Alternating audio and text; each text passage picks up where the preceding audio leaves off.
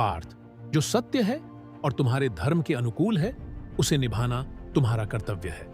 लेकिन याद रखो, हर समय हां कहना तुम्हारा धर्म नहीं है। ना कहना भी एक कला है, और यह तभी संभव है जब तुम अपने भीतर की आवाज को सुन सको।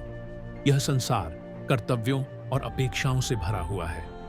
हर व्यक्ति अपनी इच्छाएं लेकर तुम्हारे पास आएगा। यदि तुम सभी की इच्छाओं को पूरा करने का बोझ उठाओगे तो अपने सच्चे स्वभाव को खो दोगे। यह तुम्हारे आत्मस्वरूप के विपरीत है। जैसे कोई भी यज्ञ तभी सफल होता है जब उसमें अनुशासन और सीमा हो। यदि तुम हर यज्ञ में अपने मन और समय को अर्पित कर दोगे तो तुम्हारे पास अपने आत्मिक कल्याण के लिए कुछ नहीं बचेगा। याद रखो, जब तुम ना कहते हो तब तुम अपनी ऊर्जा और समय का संरक्षण कर रहे होते हो। अपने धर्म को निभाना सबसे श्रेष्ठ है। दूसरों के धर्म को निभाने का प्रयास करने से भय और असमंजस ही उत्पन्न होता है। जब तुम हां कहते हो तब तक इसे याद रखो कि वह हां तुम्हारे आत्मा से निकली हो, न कि किसी भय, दबाव या समाज के डर से। यदि तुम्हारा अंतःकरण कहता है कि यह कार्य तुम्हारे लिए उचित नहीं है, तो ना कहना ही तुम्हारा धर्म है। क्योंकि यदि तुम ना कहने में संकोच करते हो तो तुम अपने साथ अन्याय करोगे, और जो अपने साथ अन्याय करता है वह किसी और का सच्चा भला नहीं कर सकता। यह संसार नकारात्मकता से घिरा हुआ है, और तुम्हारे ना कहने पर कई बार लोग तुम्हें दोषी ठहराएंगे।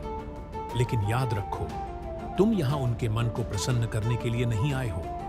तुम्हारा उद्देश्य है अपने धर्म को निभाते हुए आत्मोन्नति करना। यदि किसी को तुम्हारे ना से पीड़ा होती है तो वह उनके कर्मों और विचारों का परिणाम है। तुम्हारे कर्म केवल तुम्हारी आत्मा और सत्य के प्रति उत्तरदायी है। तुम्हारा अधिकार केवल कर्म पर है, उसके परिणाम पर नहीं। इसीलिए यदि ना कहना तुम्हारा सही कर्म है तो उसे कहने में हिचको मत। अपनी सीमाओं को पहचानो, अपनी आत्मा की शक्ति को जानो। संसार के सभी बोझ उठाने की कोशिश मत करो। यदि तुम यह समझ पाओगे कि प्रत्येक ना तुम्हें अपने लक्ष्य के करीब लाती है, तो तुम सच्चे अर्थों में मुक्त हो जाओगे। इसलिए उठो, अपनी आत्मा की आवाज सुनो, और जो तुम्हारे धर्म के विपरीत है उसे प्रेम पूर्वक परंतु दृढ़ता से ना कहो। यही तुम्हारी विजय है।